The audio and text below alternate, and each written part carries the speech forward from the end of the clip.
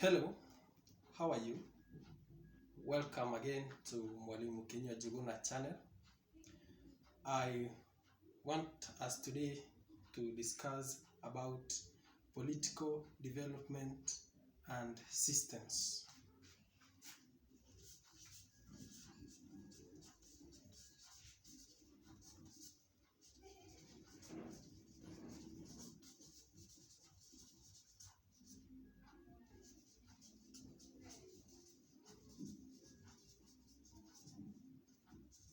The important thing to understand in this topic is that first of all, what is political development? Political development is a process through which political systems evolve and change over a period of time. And therefore, what is a political system? Political system refers to the way people in a particular society are governed. Before the Europeans came, that period, we call it the pre-colonial period, the Africans were organized in a certain system of administration. That system of administration, we call it traditional form of government. And these traditional forms of government were, the first one is the centralized political system.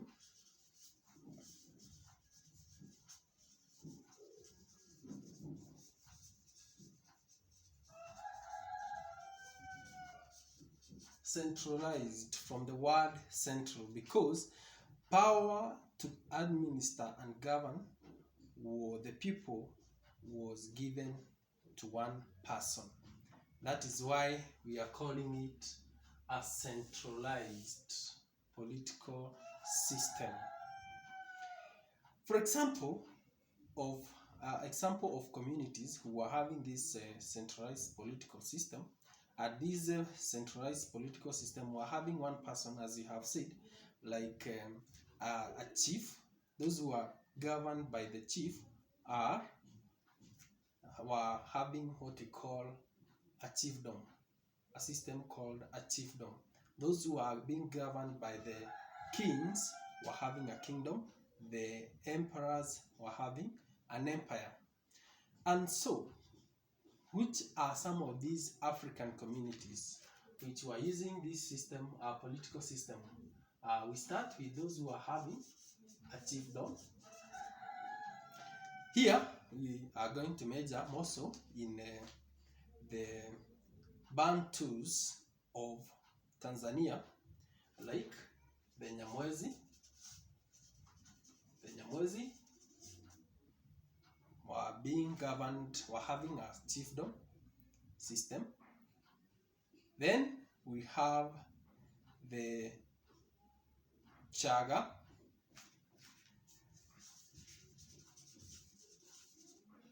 the Hehe, yeah, and back to Kenya, the Luo. In South Africa, we had the Khoisan, whom we are also going to discuss in our next unit. Then we also had the Dinka. These are the River Lake Nilotes of Uganda. Then the government, traditional government, which were being governed by kings. We have the kingdoms, that is the kingdoms, from the word king, chiefdom from the word chief. We had the Ambawanga kingdom. Yeah, its headquarters is at Mumias in western Kenya. I believe you have discussed that.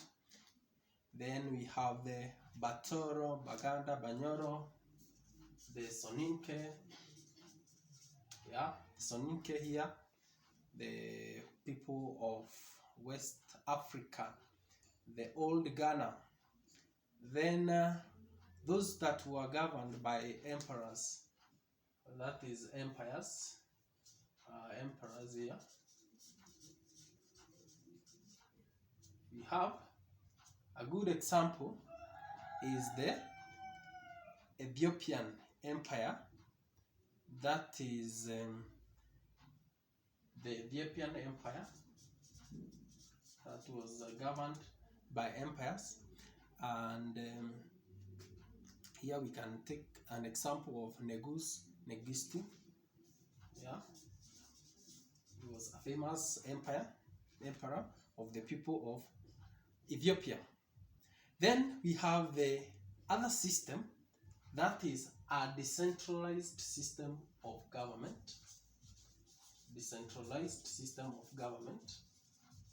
Here, power of governing was among several people. So, it is among several people. But when we were starting, we started with a centralized political system, and the key thing is that power to govern was by one person.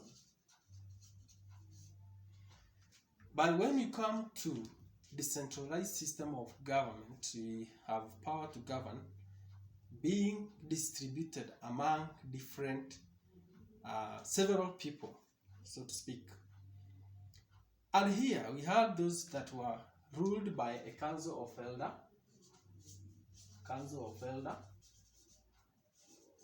These are the wazes.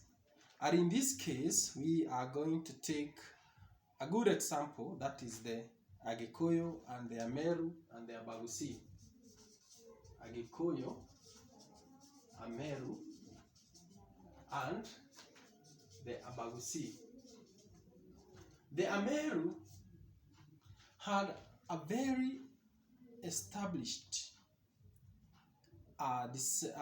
system of administration led by the Council of Elders, that is the Jorin Cheke, yeah, who are wazes, and they were the most supreme organ or decision-making organ of the Ameru. Then we go to the Khoisan. The Khoisan.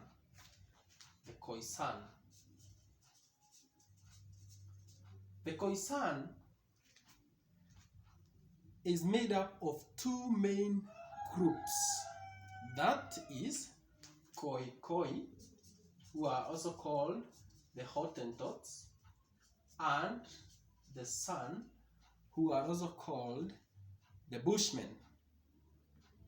The Khoikhoi are the earliest inhabitants of South Africa, and the Khoisan, before we break down to the Khoikhoi and the San, the Khoisan, because there are two groups of people with different systems of governing or the administration, were the earliest inhabitants of South Africa. And the Khoisan do not belong to the Bantu language group, because we might be tempted to say that the Khoisan belong to the Bantu language group, which is not the case. But the Khoisan are different. They are a community by themselves, a language group by themselves. So they are not Bantus. So the Khoikhoi, we have said, are the Hottentots from the Khoisan, where we have said Khoisan are two groups, Khoikhoi and the San. It's very important. Then Khoikhoi, whom we have also given a name as the Hottentots. The Hottentots were, to begin with, we look at their similarities, that is the San and the Khoikhoi.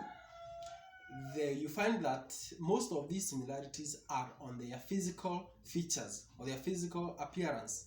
First of all, they were short in stature, meaning they were very short.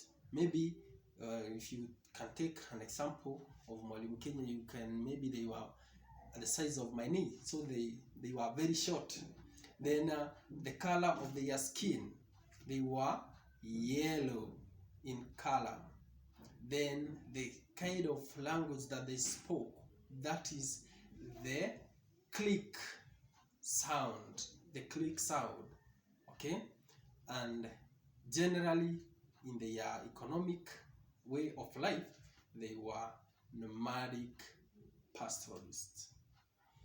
From the similarities, and also to mention in the similarity, the hair, it was red, they were having red hair. So the similarities of the Khoisan, the Khoikhoi and the San are on their physical appearances, where we have said that one, they were short, yellow skin, they were also speaking in a click sound, and their hair was red, the red pepper.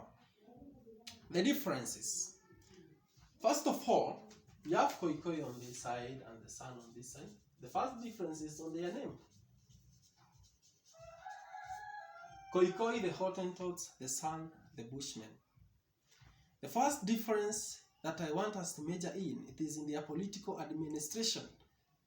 The Khoikhoi were having a centralized system of government. When I talk about a centralized system of government, you understand they were having one leader, that is a chief. And the chief in this case was not very powerful, simply because the chief was consulting the council of elders before making a major decision. Then what about the San or the Bushmen? They were having a decentralized system of government. That means that power to govern was not concentrated in one person. It was distributed to several people in the community. And therefore, it means that their decision making was on a consensus basis. That is a mutual agreement. And the group that was not satisfied with the decision that has been made, because they were living in small groups, as we are going to see, it would break away and go and form a different group, that is the hunting bird.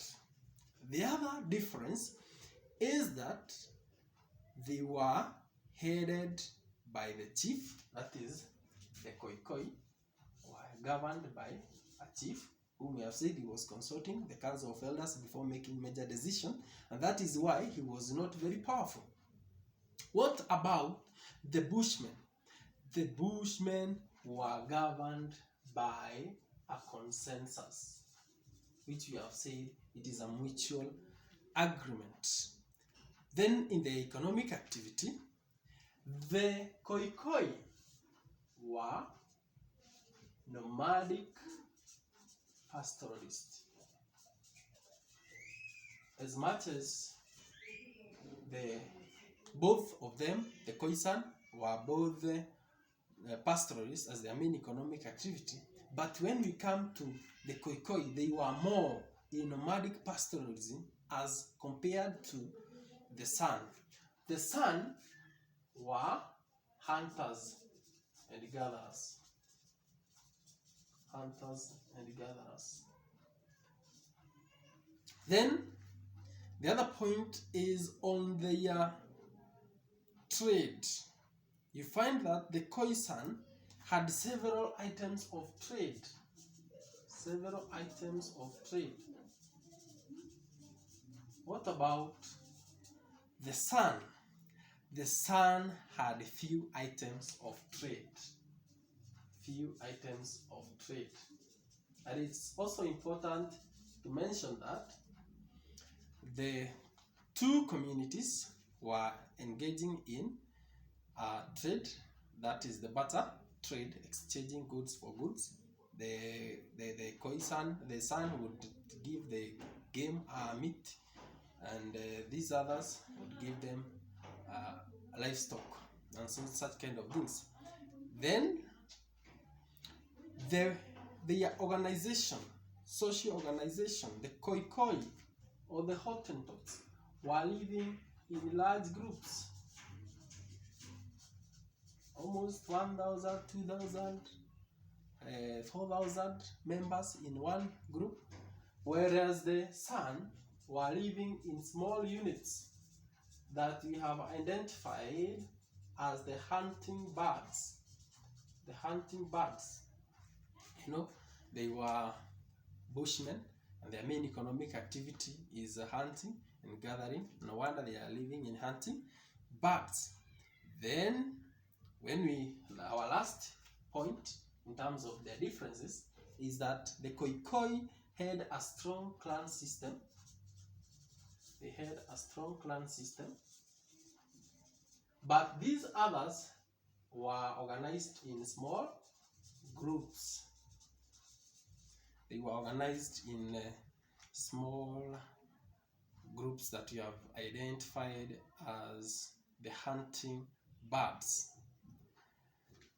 Then, as we come to the conclusion of our session on the Khoisan, it is important to mention that intermarriage between the members of the same clan was not allowed.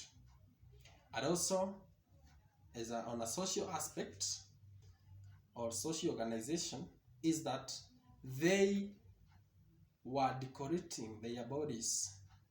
They were decorating their bodies using the red ochre soil and the ostrich eggs and feathers.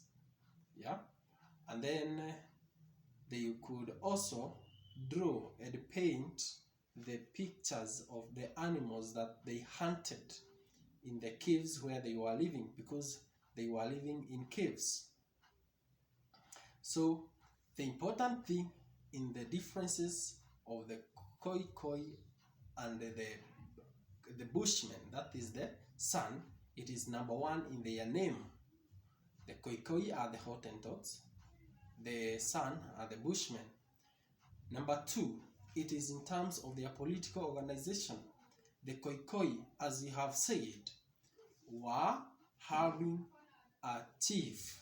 They were having a centralized system of government, whereas the San were having a decentralized system of government. That, therefore, it means that they were having a consensus kind of agreement, because a consensus is an agreement. And when we are talking about consensus, it means that people discuss their problems and come to an agreement without being led by someone. That is why it is a decentralized system of government. Then the other point is how they were organized. The social organization is that the Khoisan were living in large groups, whereas the San were living in small groups. That is a hunting bird. And the group that was not happy with the decision that has been made, the group that was not contented, it would break away and go and form another hunting bird elsewhere. Then they also carried out fishing along River Vaal. That is another economic activity. They carried out fishing along River Vaal. So, if you have enjoyed my lesson, share with your friends and encourage them to subscribe.